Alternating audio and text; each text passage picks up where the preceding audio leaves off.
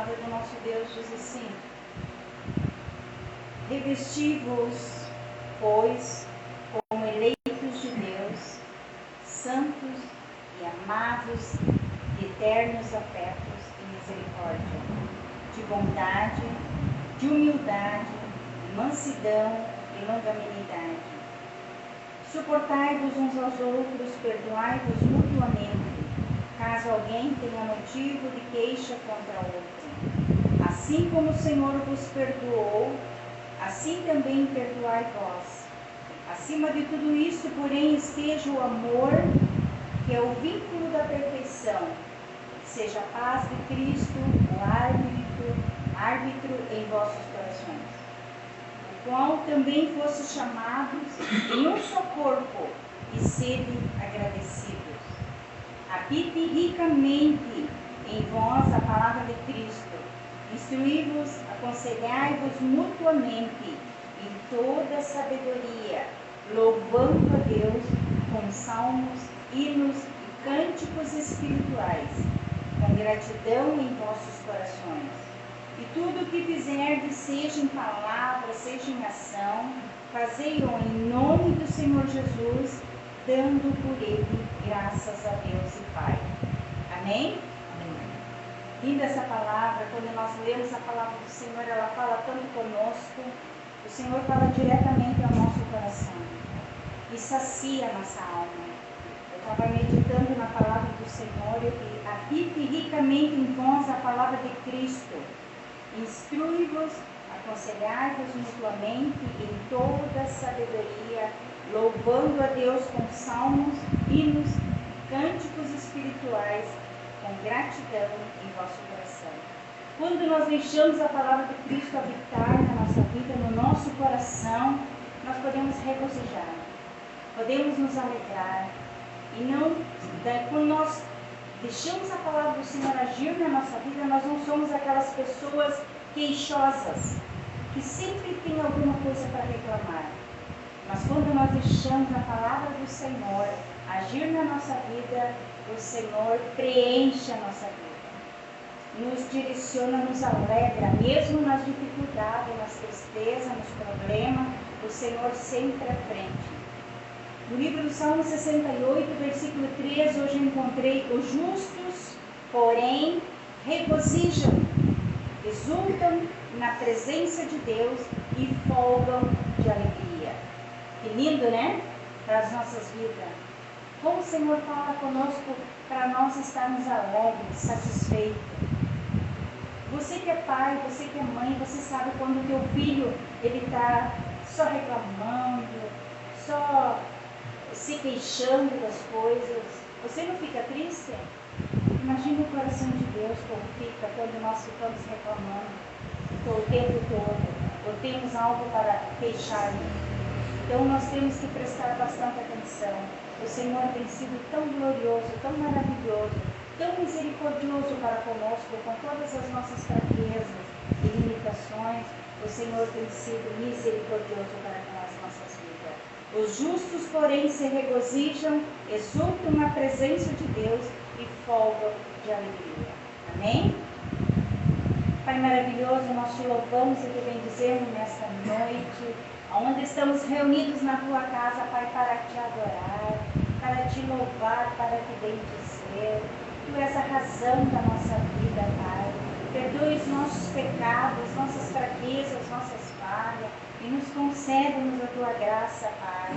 Somos tão falhos, tão imperfeitos, mas tu tens sido tão misericordioso para com a nossa vida, Pai.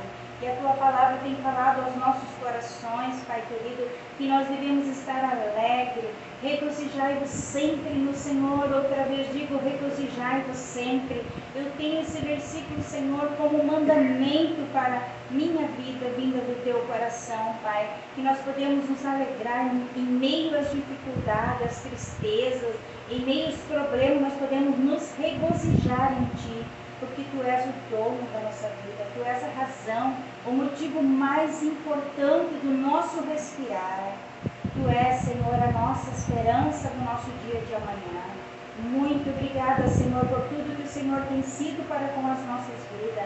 Abençoa cada irmão que chegou neste lugar, Senhor. Renova cada um, Senhor. Faz a tua obra nas nossas vidas. Tira tudo que não te agrada do nosso viver, Pai. Ensina-nos a olhar somente para Ti, que é o autor e consumador da nossa fé. Pai querido, Tu és o pão da vida, Tu és a água que sacia a nossa sede, Tu és aquele, Senhor, que satisfaz o nosso coração, a nossa alma, Pai, que preenche a nossa vida. E eu Te sou grata, Senhor, de todo o meu coração. Toma a direção deste culto, Senhor, abençoando a vida do Teu servo, Pai querido. Usa ele como Tu queres. Que cada vida que entrou neste lugar saia daqui abençoado, sustentado, guardado por Ti, Senhor. Alcance aqueles irmãos que não puderem estar na Tua casa. Que haja, Pai, cada vez mais compromisso contigo, Pai. Que nós venhamos a ter mais compromisso com a Tua palavra e estar na Tua presença também. Em nome de Jesus Cristo, Filho de Deus.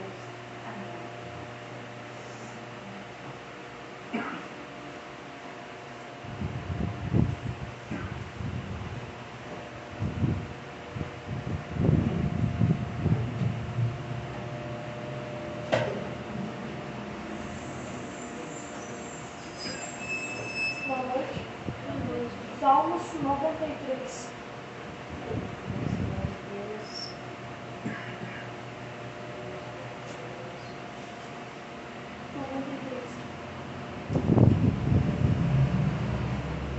Amém? Reina o Eterno, vestido de soberania, majestade, sim, toda a força e poder o reveste. O universo está seguro e não se abala. Desde a antiguidade, o teu trono está firme. Tu existes desde a eternidade. Levanta os rios, o Senhor levanta a voz de suas águas fragorosas. Levantam os rios o seu baraminho.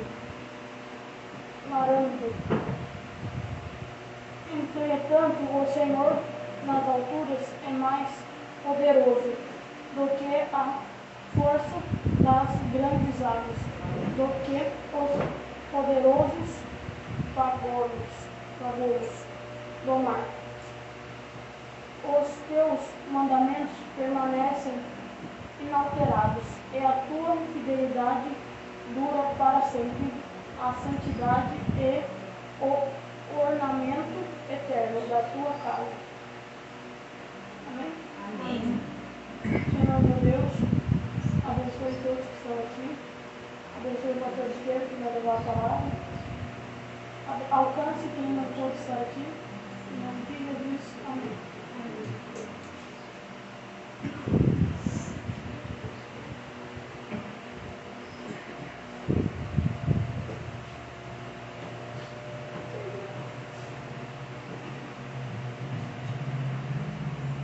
Irmãos, graças a paz.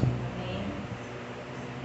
Nós vamos abrir no livro de Romanos, capítulo 8.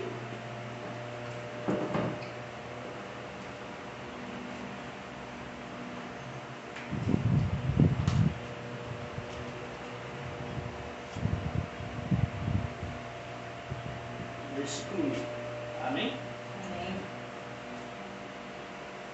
Agora, pois, já nenhuma condenação há para os que estão em Cristo Jesus, porque a lei do Espírito da vida em Cristo Jesus te livrou da lei do pecado e da morte.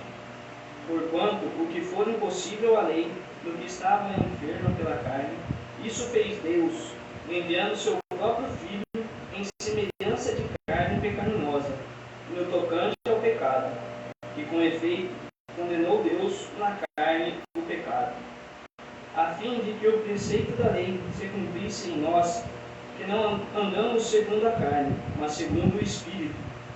Porque os que se inclinam para a carne cogitam das coisas da carne, mas os que se inclinam para o Espírito, das coisas do Espírito. Porque o pendor da carne dá para a morte, mas o do Espírito para a vida e paz.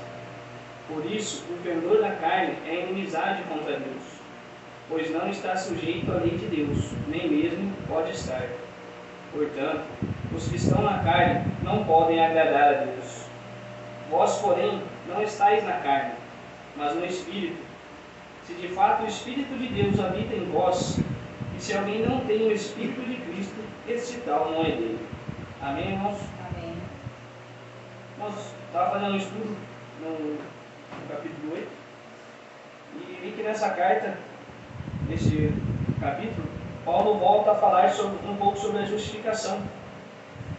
E ele fala que Cristo, ao levar a culpa do pecado, abre o caminho de libertação da corrupção de toda a nossa natureza, a qual a culpa, na primeira transgressão de Adão, trouxe sobre nós o julgamento de Deus. A justificação e a santificação, elas devem sempre andar juntas. E Cristo adquire ambas para o seu povo. O pecador é justificado, possui o Espírito Santo dentro dele, tirando um novo princípio de vitalidade espiritual para com Deus, que liberta do princípio do pecado. A lei pode nos mostrar nossos pecados, mas não nos capacita a parar de cometer esses pecados, nem faz expiação pelo pecado. Apesar de todas as tentativas de guardarmos a lei, somos homens caídos e pecadores. Cristo, sem deixar de ser Deus, se tornou como nós em todos os sentidos, exceto no pecado. Levou a culpa como um sacrifício a Deus. Cristo destruiu o poder do pecado ao levar a culpa. O resultado da sua obra expiatória é um povo que, sob a direção e a vivificação do Espírito Santo, começa a guardar a lei de Deus de coração, visto que essa lei ainda é a definição divina de santidade. Existem apenas duas categorias: aqueles que vivem de acordo com a natureza caída do homem e aqueles que são habitados pelo Espírito de Deus. Com a habitação do Espírito Santo, somos voltados para as coisas boas e temos forças para lutar contra o pecado, e muitas vezes que venhamos a cometê-los, como temos um coração novo, logo conseguimos nos arrepender e nos humilharmos diante de Deus. Os mandamentos de Deus não são mais um fardo para serem cumpridos. Os cumprimos por amor a Deus. A morte e a vida não são apenas o destino futuro do homem, mas a sua condição espiritual no presente. Em Efésios 2, no versículo 1, ele vos vivificou, estando vós mortos nos vossos delitos e pecados, nos quais outrora andastes segundo o curso deste mundo, segundo o príncipe das potestades do ar, do espírito que agora opera nos filhos da desobediência, entre os quais todos nós também antes andávamos, nos desejos da nossa carne, fazendo a vontade da carne e dos pensamentos, e éramos por natureza filhos da ira, como também os demais. Mas Deus, sendo rico em misericórdia pelo seu muito amor com que nos amou, estando nós ainda mortos em nossos delitos, nos vivificou juntamente com Cristo, e pela graça sois salvos. Um pensamento para essa noite, irmãos, que conhecer a lei apenas não erradicará o amor pelo pecado. Andar no Espírito, contudo, não é uma experiência mística. Antes, isso ocorre quando o Espírito de Deus preenche nosso coração com gratidão amorosa a Deus, pelo seu amor em Cristo, e nós a expressamos cumprindo a lei de Deus. Como filhos de um bom Pai, os crentes percebem que o pecado nunca lhes faz bem, mas que os caminhos de Deus são a vida e paz. As suas vidas inteiras estão nas mãos amorosas dele, e ele trará seus filhos adotados à glória de seu Filho. E para finalizarmos, uma pergunta para refletirmos. Com essa verdade, como essas verdades motivam você a amar e a obedecer a Deus? Amém? Bom, neste momento, quero pedir para a gente oração silenciosa e levar nossas confissões a Deus. e venhamos nos arrepender.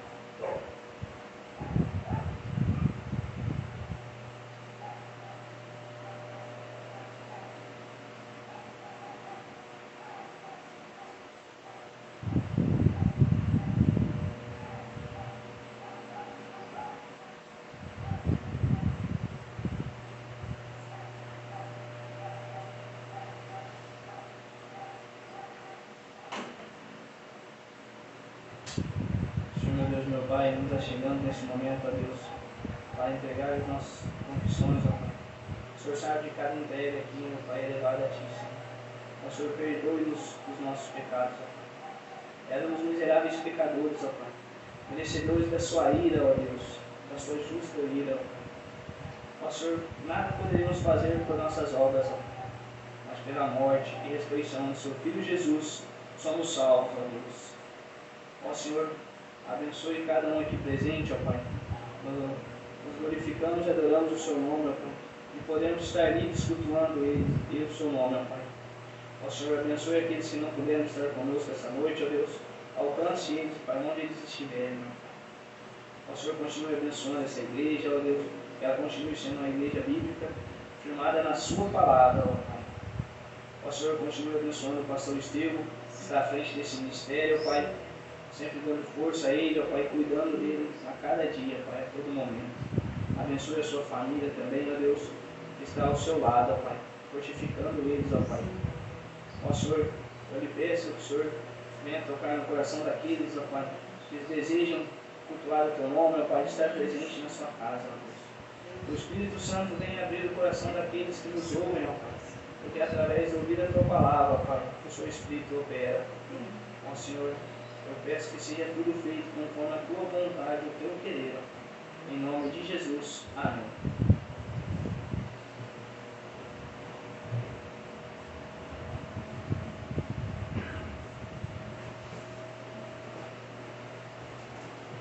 Vamos louvar o nome do Senhor.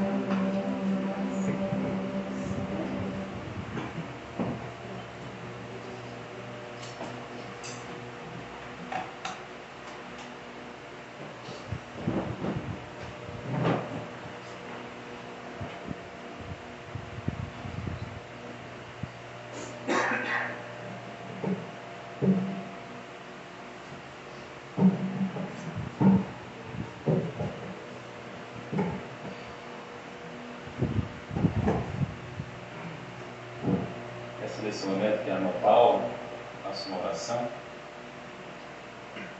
Senhor Deus, amado Pai, gente, essa noite, Senhor, glória ao seu nome, Pai. O Senhor é bondoso, misericórdia com nossas vidas, ó Pai. Te agradeço, Senhor, por cada coração aqui presente, ó Pai. Que o Senhor nos ajude a entender sua palavra, nos dê entendimento, Senhor. Que o Senhor continue nos abençoando. Em nome de Jesus. Amém. Amém. Convido você a abrir a palavra de Deus no livro de Mateus, capítulo 15, versículo 29. Mateus, capítulo 15,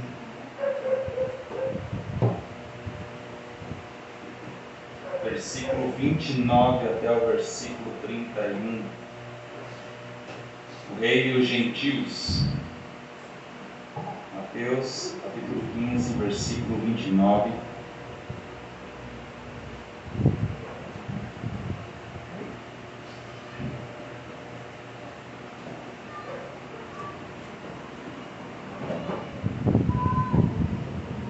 Mateus 15, versículo 29.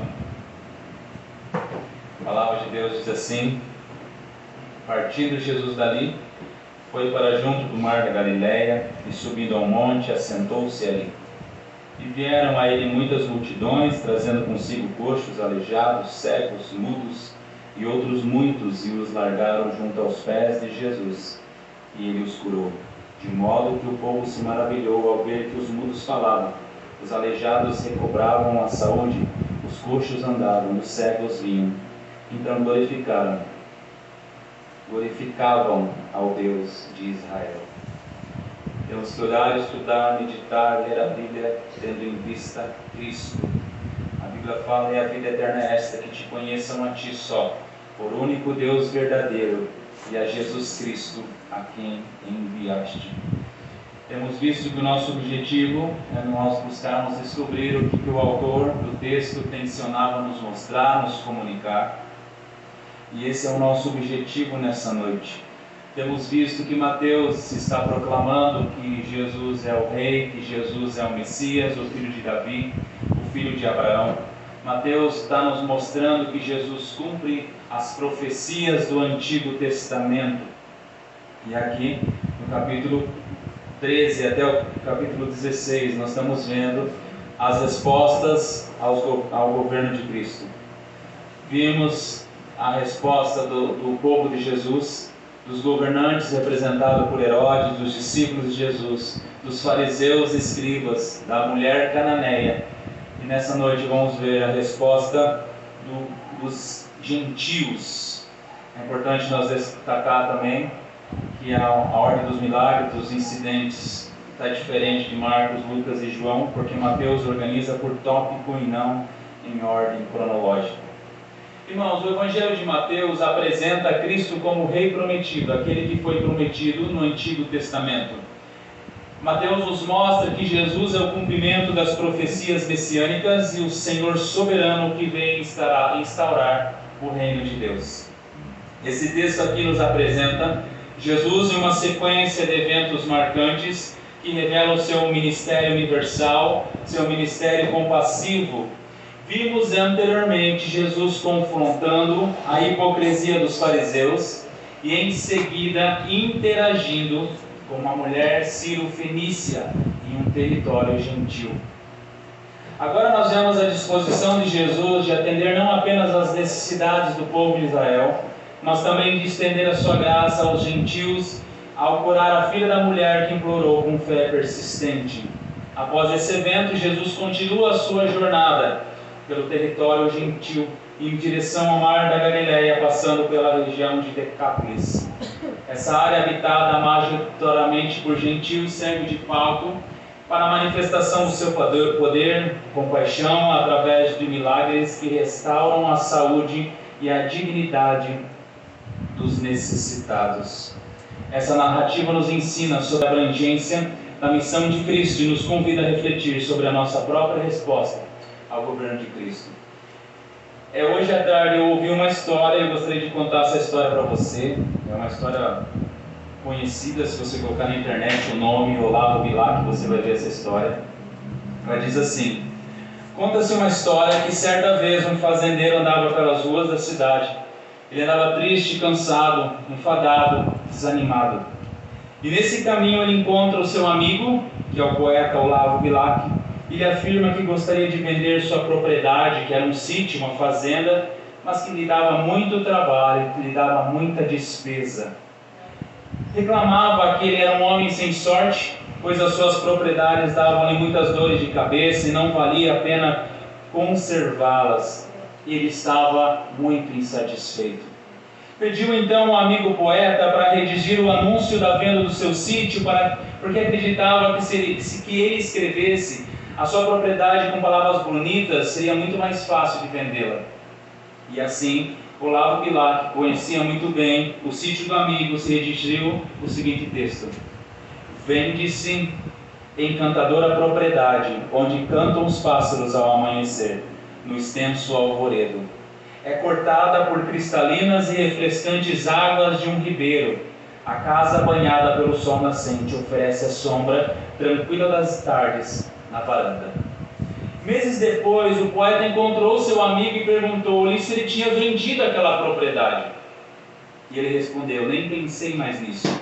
Quando li o anúncio que você escreveu, eu percebi a maravilha que eu possuía.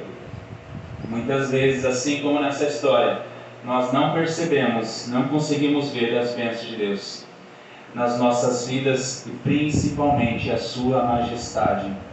Eu te convido nessa noite a nós olharmos para Jesus Cristo, o Filho de Deus, e se deleitar na sua palavra. E que o Espírito Santo nos conduza enquanto mergulhamos nessa rica passagem do Evangelho de Mateus.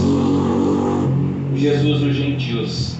Olha o versículo 29 que diz. Ele diz assim: partindo Jesus dali, foi para junto do mar da Galileia, e subindo ao monte, assentou-se ali.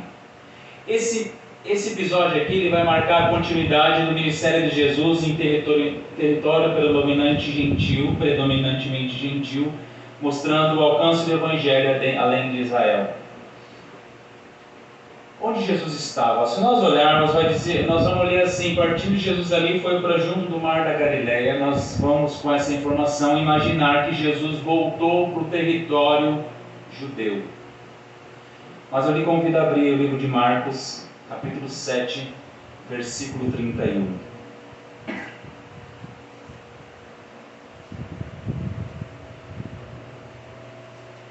Marcos 7, 31, ele vai dar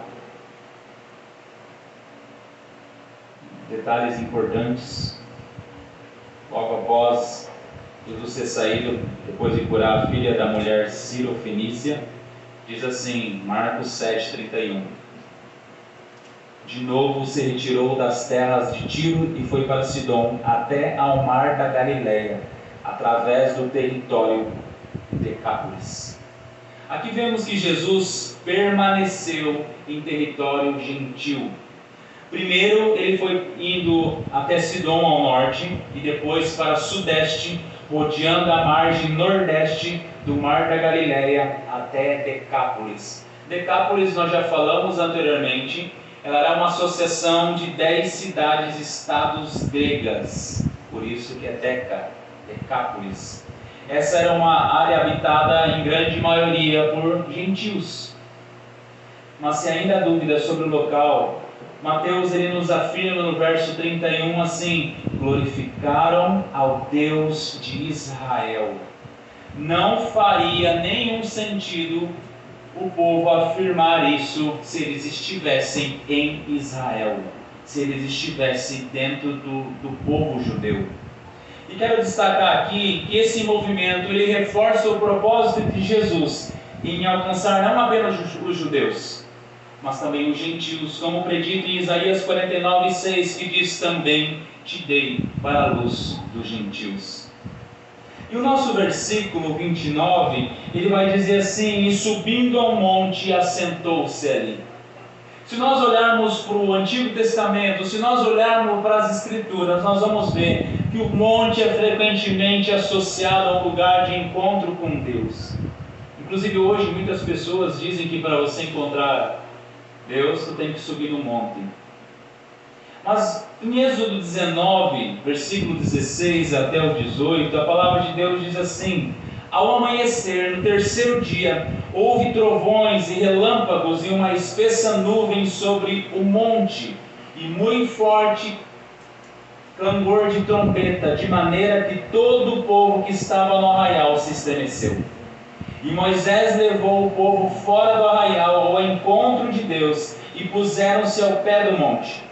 Todo o monte Sinai fumegava, porque o Senhor descera sobre ele em fogo, e sua fumaça subiu como fumaça de uma fornalha, e todo o monte tremia grandemente. Ao olharmos para o nosso texto de Mateus, nós vemos que Jesus se assenta.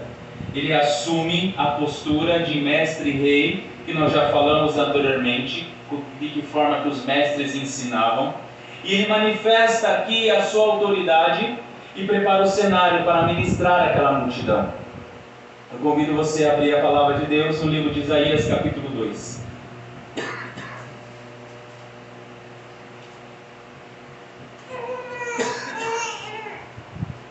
Isaías, capítulo 2.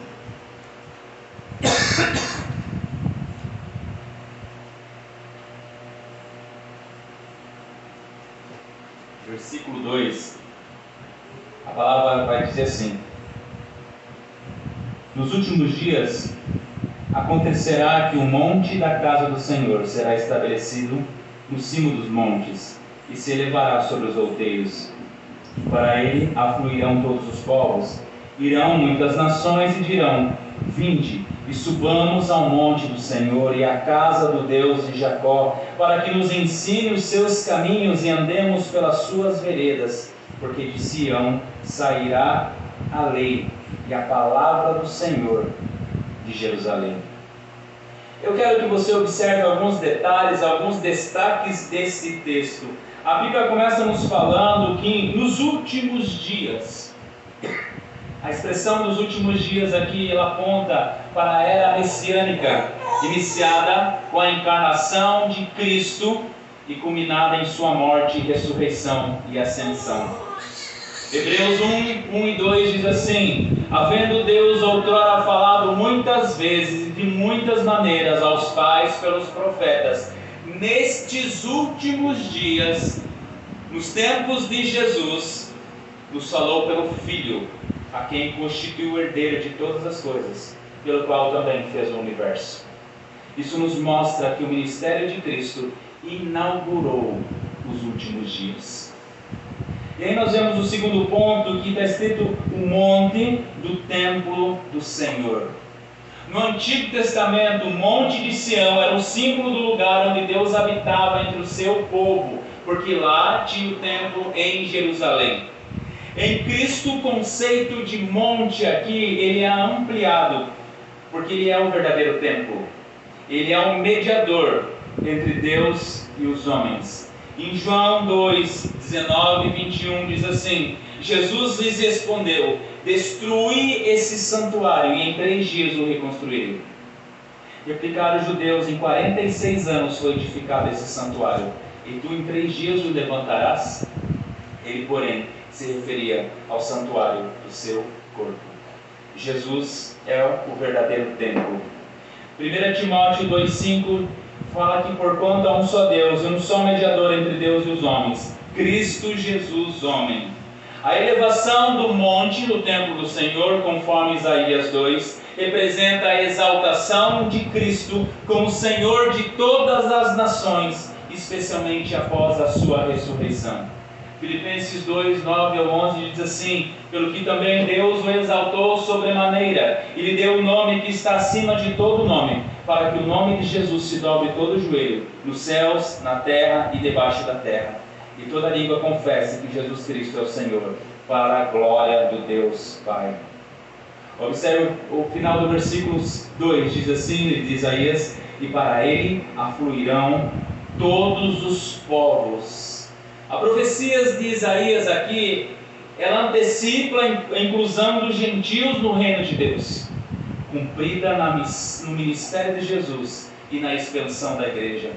Efésios 2, 13 e 14 ensina que Cristo derrubou a barreira entre judeus e gentios, unindo-se a um só corpo. Diz assim: mas agora em Cristo Jesus, vós que antes estáveis longe, fostes aproximados pelo sangue de Cristo, porque Ele é a nossa paz, o qual de ambos fez um, e tendo derrubado a parede da separação que estava no meio, a inimizade. Essa unidade reflete o cumprimento da profecia de que muitas nações afluiriam ao Senhor. E ainda fala assim: a palavra do Senhor de Jerusalém, lá no versículo 3, no finalzinho. Jesus, enquanto o Verbo encarnado, cumpre a promessa de que a lei e a palavra do Senhor sairiam de Sião. Após sua ressurreição, Ele ordena que o Evangelho seja pregado a todas as nações, começando de Jerusalém. A igreja, como corpo de Cristo, continua essa missão, proclamando a palavra redentora de Deus pelo mundo. Agora eu te convido a olhar para o verso 30 de Mateus capítulo 15, que é os milagres como sinais do reino. É interessante porque Mateus, ele nos mostra desde o começo os milagres de Jesus. A cada página da Bíblia, muitas vezes parece até uma repetição. E Jesus curou a todos, e Jesus curou a todos, e Jesus curou, e Jesus curou. Veja o versículo 30 que diz: e vieram a ele muitas multidões, trazendo consigo coxos, aleijados, cegos, mudos e outros muitos, e os largaram junto aos pés de Jesus, e ele os curou. Os atos de cura de Jesus não apenas revelam sua compaixão, mas também apontam para a chegada no reino de Deus, que vai trazer restauração. As multidões, predominantemente de gentios, trazem agora seus necessitados, seus doentes, os seus sem esperança, e o termo diz aqui que eles largam. Esse termo grego eu vi que significa eles atiram aos pés de Jesus. Sabe quando a pessoa larga aquilo ali, não tem mais esperança para aquilo ali? Então isso nos mostra uma atitude de desespero, uma atitude de humildade também e de total dependência do Senhor. Eles chegam e largam os seus doentes aos pés de Jesus, confiando que Jesus vai fazer alguma coisa. Isso demonstra a abertura dos gentios para receber as bênçãos do Messias. Você lembra sobre o que a mulher cananeia falou? Migalhas que caem da mesa. Perceba que o poder de Jesus, ao curar todos aqueles gentios, todas aquelas pessoas que nos foi dito que não faziam parte ainda das suas ovelhas. E a Bíblia nos mostra que Ele os curou. O versículo está escrito lá: e Ele os curou. Jesus não rejeita eles, pelo contrário, Ele os cura. Quantos que Ele curou? 10, 20, 30? A Bíblia fala que foi todos. Essa ação confirma a verdade de que a salvação seria proclamada às nações. Convido você a abrir a palavra de Deus no livro de Salmos, capítulo 67.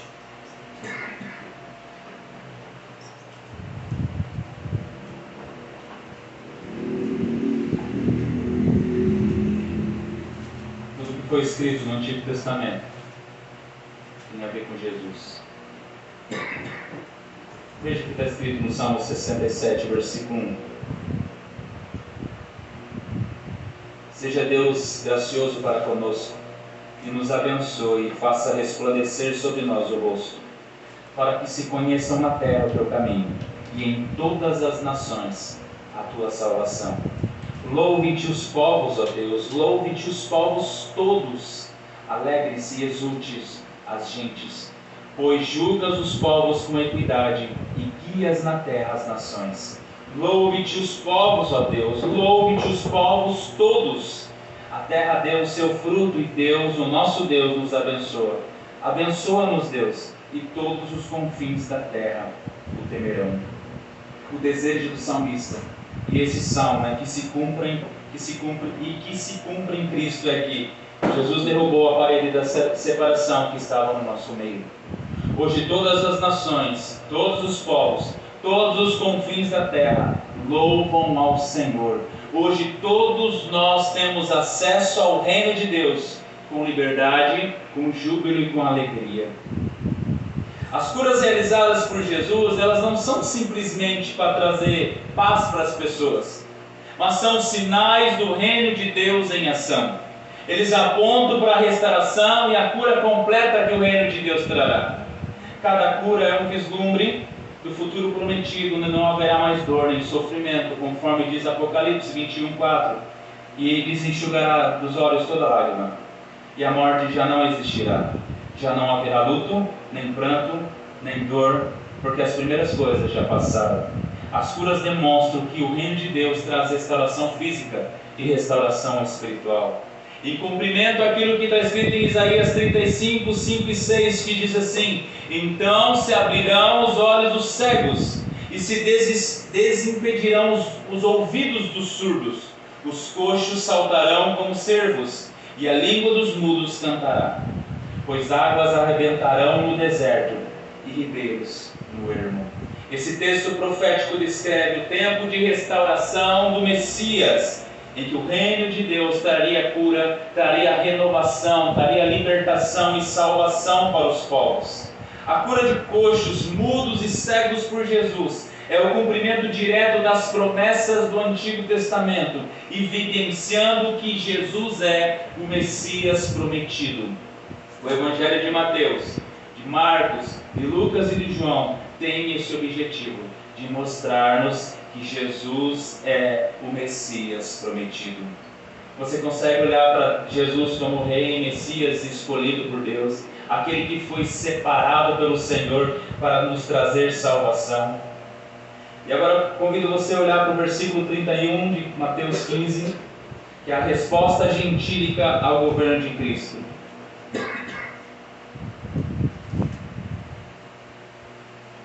Diz assim: de modo que o povo se maravilhou ao ver que os mudos falavam, os aleijados recobravam saúde, os coxos andavam e os cegos vinham.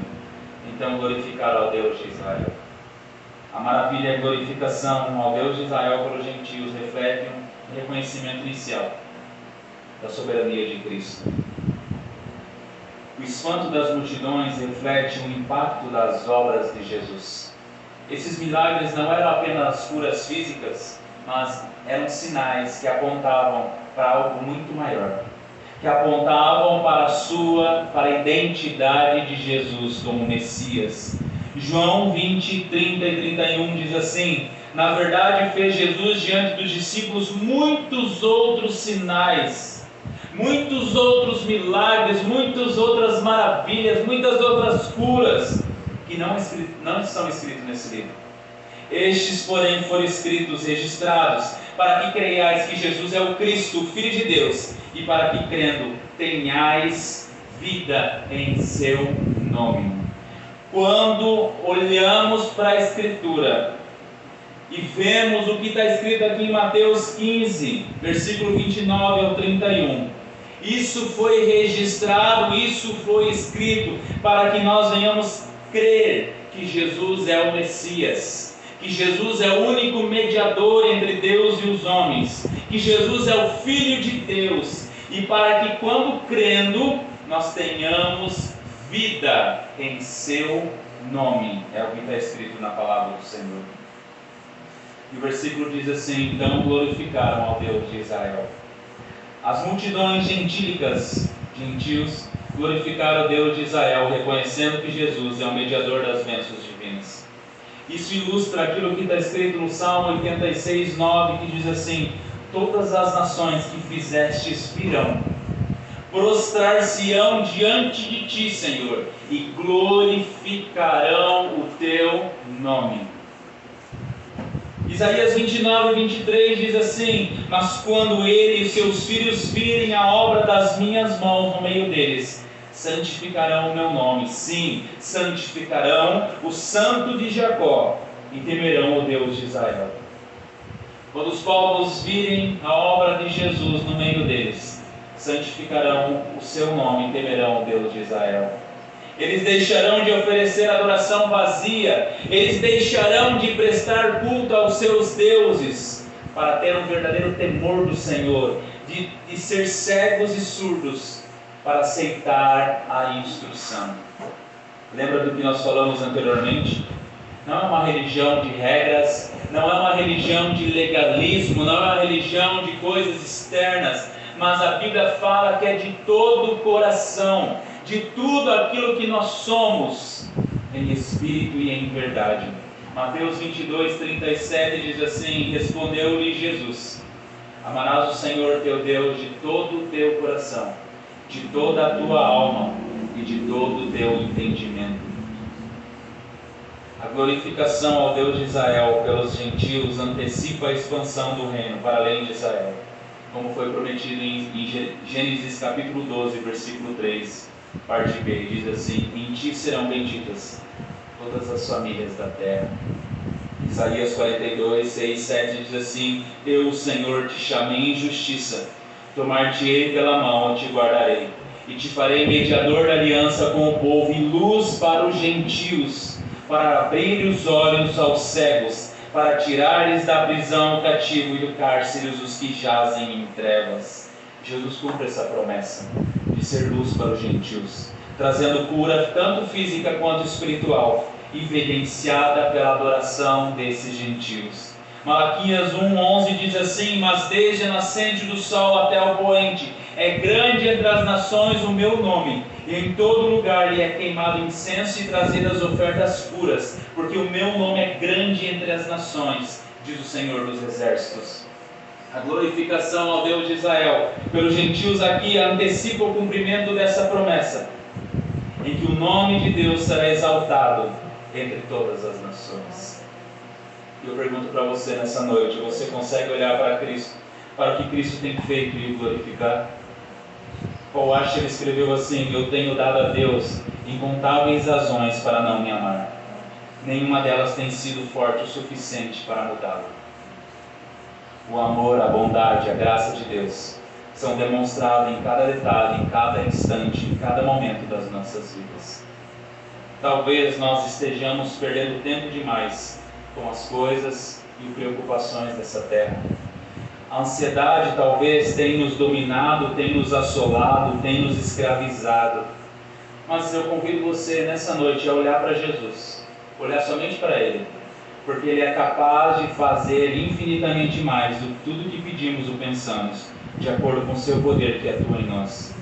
Vamos parar de olhar para as circunstâncias, parar de olhar para os medos, parar de olhar para as aflições, para as enfermidades, para as dores, para os problemas, parar de olhar para os obstáculos e colocar os nossos olhos somente em Jesus.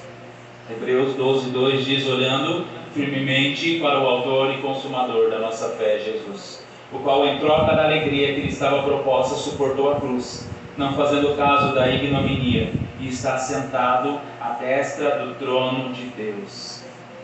Nós estamos doentes, estamos aflitos, enfermos, com medo, com problemas, ansiosos, sofrendo.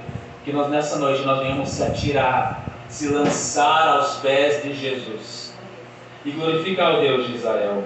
Veja o versículo 31 mais uma vez: de modo que o povo se maravilhou ao ver que os mudos falavam, os aleijados recobravam saúde, os coxos andavam e os cegos riam.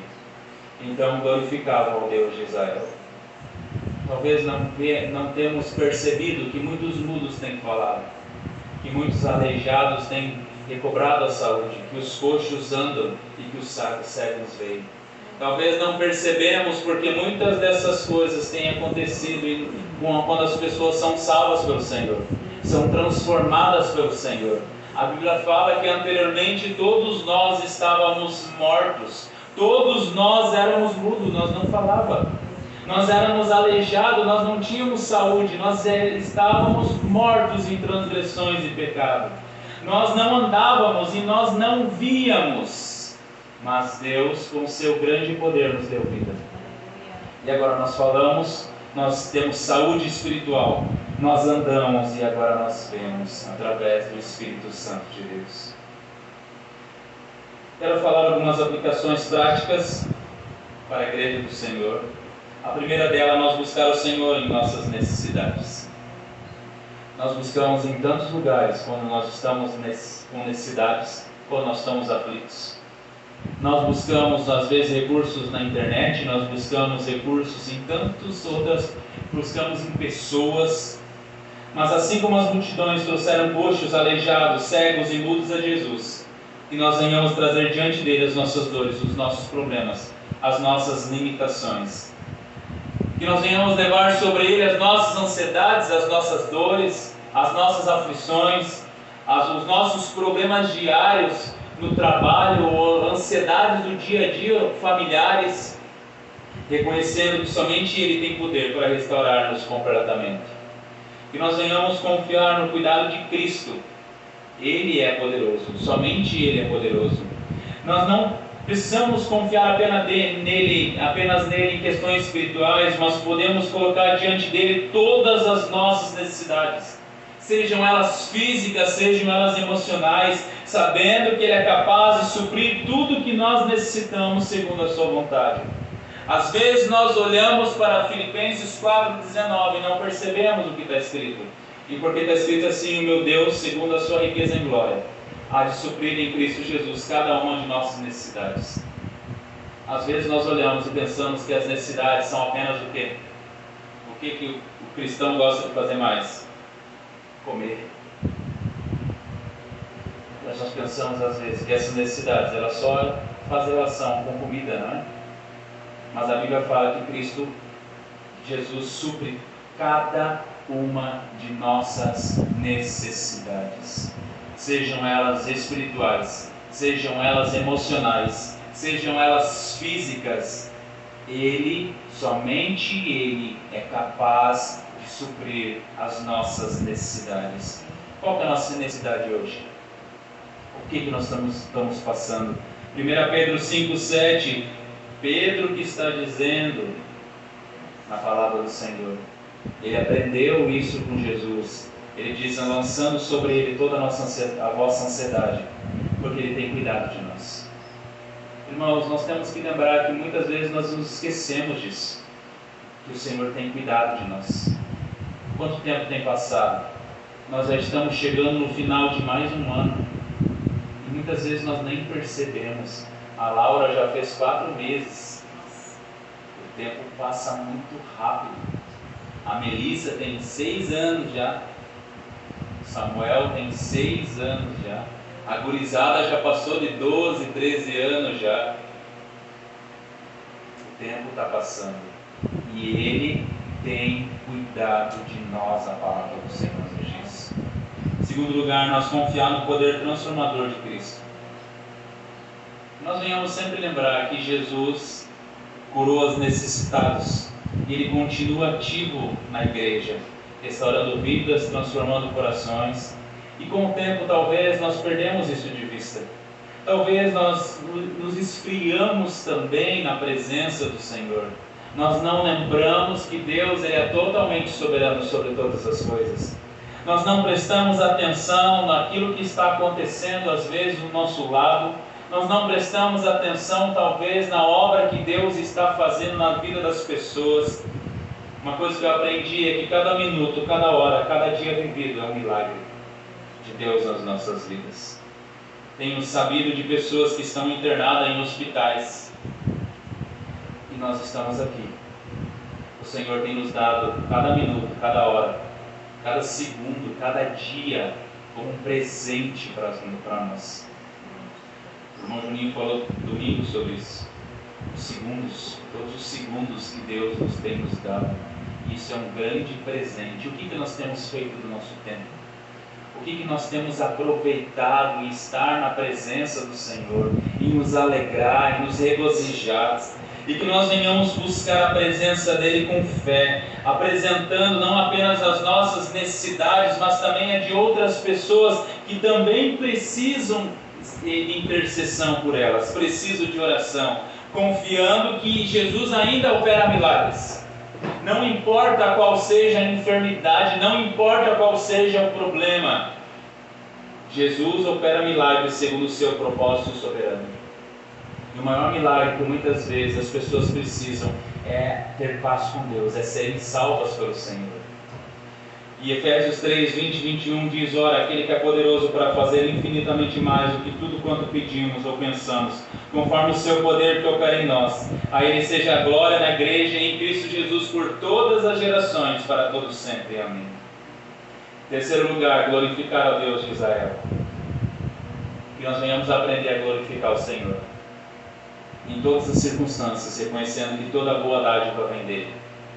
Tudo que acontece é bom, mesmo que muitas vezes nós não estamos prestando atenção.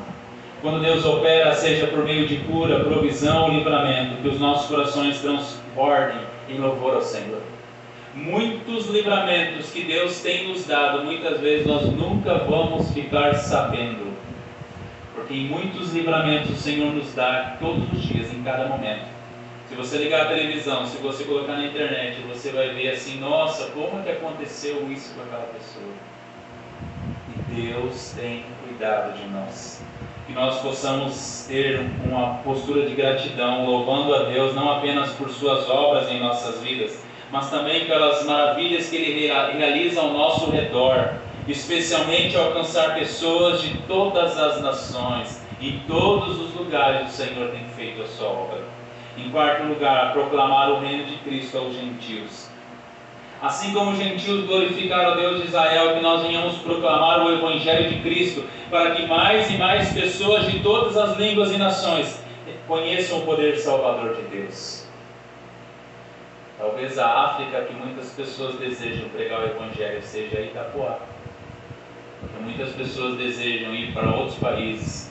E nenhuma vez eu ouvi um menino falando assim: não, eu gostaria de ir para Miami, pregar o Evangelho em Miami. Quantas pessoas querem ir para esses lugares de praia, de sol, coisas boas, não é?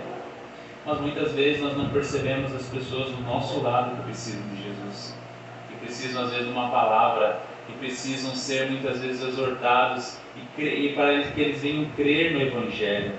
Que venhamos nos empenhar em sermos instrumentos nas mãos do Senhor, vivendo de forma a demonstrar que o reino de Cristo é real e que Ele é digno de ser exaltado dentre todas as nações. É interessante porque muitas vezes, quando andamos com pessoas que reclamam demais, nós também nos tornamos reclamões. Nós começamos a ver apenas as coisas ruins. Mas a palavra de Deus nos diz em Salmo 96:3: anunciai entre as nações a sua glória, entre todos os povos as suas maravilhas. Nós somos convidados, exortados a nós olharmos para aquilo que Deus tem feito de maravilhoso nessa terra. Não é muito difícil, é só nós olharmos para as crianças, o quanto que elas crescem, o quanto que elas desenvolvem todos os dias. Nós vamos dizer: nossa, glória seja o nome do Senhor. Nem a ciência consegue explicar como é que uma criança sai do tamanho da Laura e vai para o tamanho da Melissa e depois vira adulto. Nem a ciência consegue explicar esse tipo de coisa. Isso é uma maravilha do Senhor, um milagre do Senhor. Em quinto lugar, reconhecer a centralidade de Cristo no reino de Deus. Nós temos aprendido que nós temos que manter os olhos fixos em Cristo, reconhecendo que Ele é soberano sobre todas as coisas e que o seu governo é justo, bondoso e cheio de poder. Que nós venhamos submeter nossas vidas ao seu senhorio. Não há como Ele ser o nosso Salvador se Ele não for o nosso Senhor também.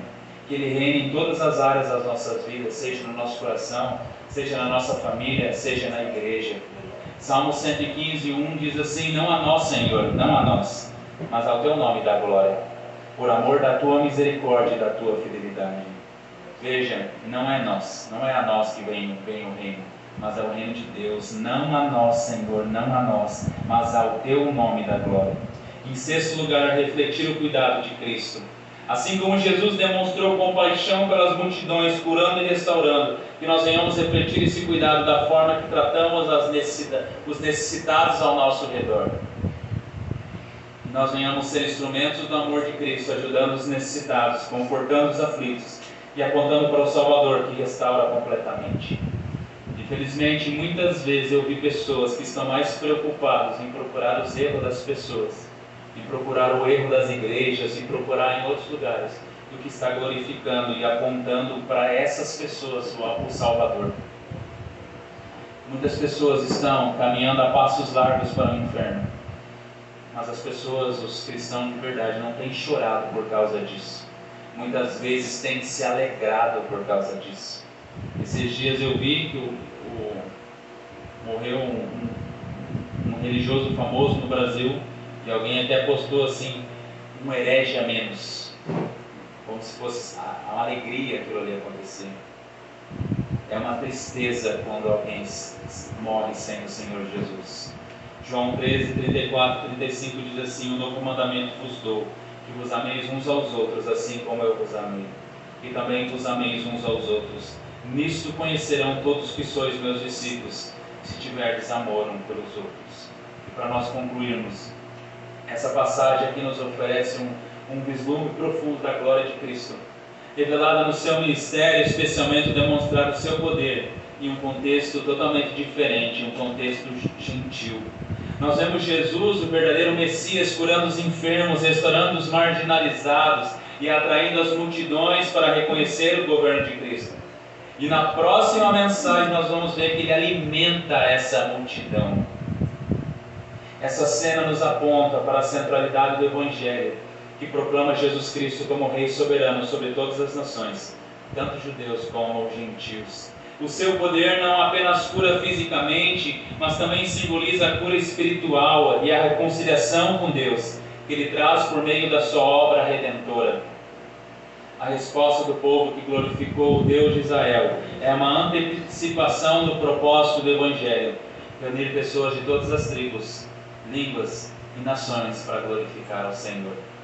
Essa glorificação reflete o impacto transformador do reino de Cristo, onde o seu poder é demonstrado, não por meio de conquista política, não por meio de conquista militar, mas por meio de compaixão, graça e poder redentor. Nós não fomos chamados para nós sermos militantes de ideologias desse mundo, mas para nós estarmos com o Senhor, para nós termos, e somente em Cristo nós temos paz com Deus. E nós, como Igreja de Cristo, sejamos desafiados por essa narrativa aqui a confiar plenamente no poder de Jesus Cristo e a submeter-nos ao seu governo e a viver a vida que reflita a glória de Deus, atraindo outros para o reino dele. Que possamos reconhecer que o mesmo Jesus que operou milagres entre os gentios reina soberanamente. Jesus não está morto, ele ressuscitou e vivo está. Ele governa o seu povo. O seu reino, a Bíblia fala que é eterno. Ele faz tudo para a glória do seu nome. E nós somos chamados a glorificar a Ele e ao Pai. 1 João 3:1, parte A, diz assim: vede que grande amor nos tem concedido o Pai, a ponto de sermos chamados filhos de Deus. Louvado seja o nome do nosso Senhor Jesus. Pai, mais uma vez nos prostramos diante da Tua presença, nos prostramos diante de Ti, Senhor. Somos falhos, Senhor, somos pecadores. Muitas vezes andamos aflitos, angustiados, com dores, Senhor, com coisas dessa vida, com preocupações. Mas a Tua palavra tem nos exortado, tem nos confrontado, Tu tem nos corrigido, Senhor.